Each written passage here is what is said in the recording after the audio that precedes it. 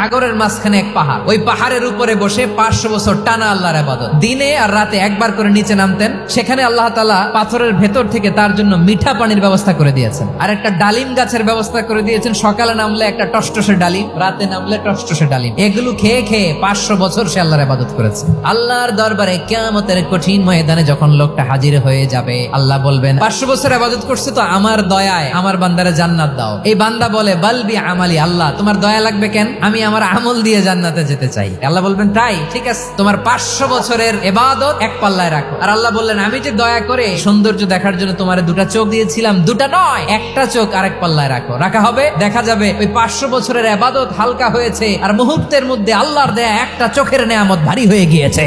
ফলাফল দেখো, হিসাব বলে তুমি এখন জাহান্নামে যাবা, যাও এবার জাহান্নামে যাও। এবার লোকটা কাচুমাচু করে বলে আল্লাহ এবার আমি বুঝতে পেরেছি তোমার দয়া ছাড়া দুনিয়ায় কেউ জান্নাতে যেতে পারবে না।